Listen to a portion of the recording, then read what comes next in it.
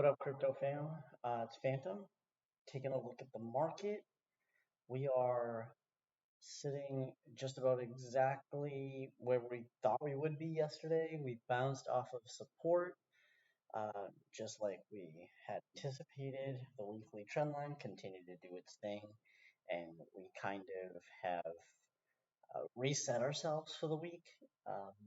As we've mentioned before, we're going to remain bullish on at least this stream until we close below the weekly trend line. And since we did not close below the weekly trend line, we can see some price action below it as long as we don't close down below it. We bounced right off the trend line, almost to the dollar, and I'm now moving to the upside.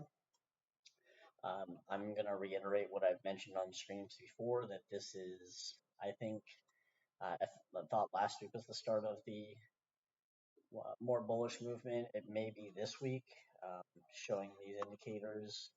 The last time we got red candles printed on the weekly, here, and now here. So if we take the last 5 events, 4 out of 5 of them have led to bullish upside momentum. And 3 of the last 5, or I guess 4 of the last 5 all led to higher highs for us. There's only one instance where we were breaking down after the red candle printed. So an 80% win rate is, as anybody knows, really good in the trading space. So I've been taking trades from the trend line and selling at this resistance, and it's worked out time over time.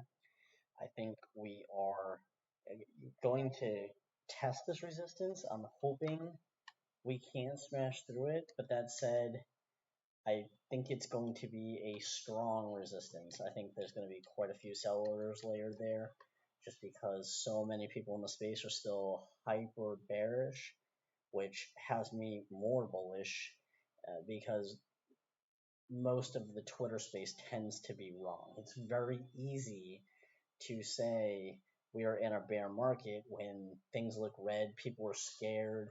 The fear and greed index for the market is sitting, yesterday it was at 23, it's moved up to 27 today. So when that fear is in the market, it's very easy to capitalize on that fear and just kind of push that same agenda. That's what gets the views, that's what gets the follows. So there's a lot more attention per tweet for negative, bearish, the sky is falling type of tweets rather than many of them that are logical, well thought out, and look into the future instead of what's happening right now. So I'm still in my ATOM long for Cosmos. I am still bullish on Bitcoin until we close below the weekly trend line. Will I change my thought on that?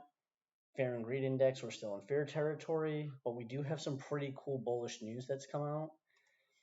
France's President Macron, he won the French election. Macron's expressed desire for Europe to lead in the development of Web3 and the metaverse.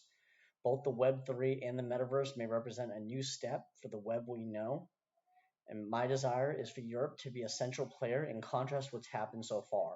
I want to specifically ensure that European players master the technological building blocks associated with Web3 and the metaverse so as not to depend on America or Chinese giants, he said. Macron, the big whale, that he believes that the metaverse has huge potential and added that the European cultural institution should develop an NFT policy. We cannot consider our cultural policy without this revolution. I want our main cultural institutions to develop an NFT policy by promoting, disseminating, and protecting the digital twins and variations of the physical collection, for example.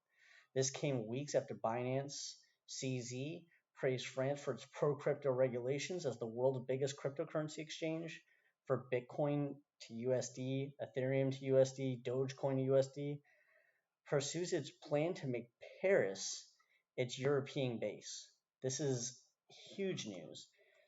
I'll you can think when the web first started, everything was about Palo Alto, right? Everybody wanted to be there. If you were anybody who was anybody in the technology space during the growth of the web, during the growth of Facebook, during the growth of Twitter, you had to be in California. That's where the innovation was happening. And Macron wants France to be that central place of the innovation for Web3, for NFTs, for blockchain. And with Binance opening that as a headquarters in Paris, that's huge. Binance is, where many people go to for their exchange to the world, for the cryptocurrencies of the world. And, them opening up shop in such a profound and tourist friendly location, it's yeah, it's great news for the Bitcoin community and the cryptocurrency community as a whole. Fort Worth, Texas is in the news. They consider the value of cryptocurrency. The city council will vote on a resolution that would encourage the technology's development as well as accept the donation of 3 Bitcoin mining machines from industry advocacy group Texas Blockchain Council. The city council will vote Tuesday, tomorrow, on a resolution that would encourage the technology's development as well as accept the donation of 3 Bitcoin mining machines from the industry advocacy group Texas Blockchain Council. The resolution would position the city as a crypto-friendly, welcoming the industry and those responsible businesses contributing to the development of the evolving technology.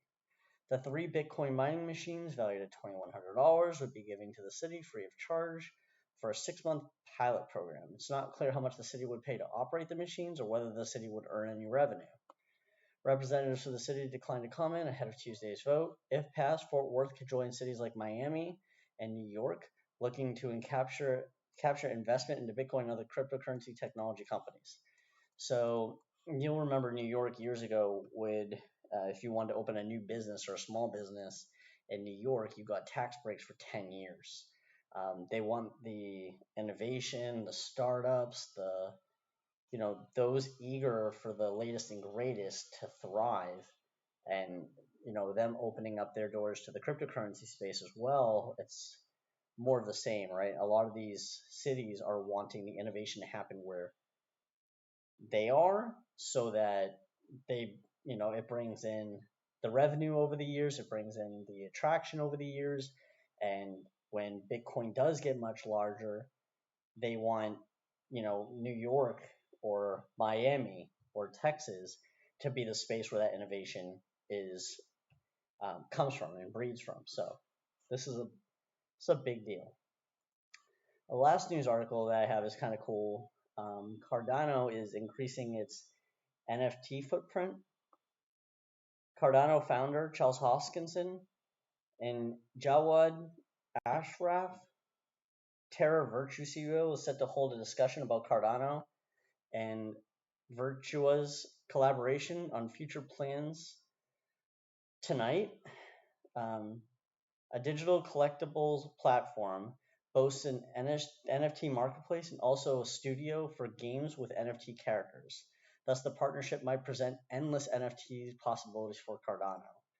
They're having a sneak peek. Cardano's parent company also shared a reminder that Cardano Summit NFTs by sharing Terra's Virtua's post on Twitter and noting the date of the event. Earlier in April, Snoop Dogg and Cardano founder Charles Hoskinson met in epic Twitter space to discuss the Cardano ecosystem, music, and NFTs.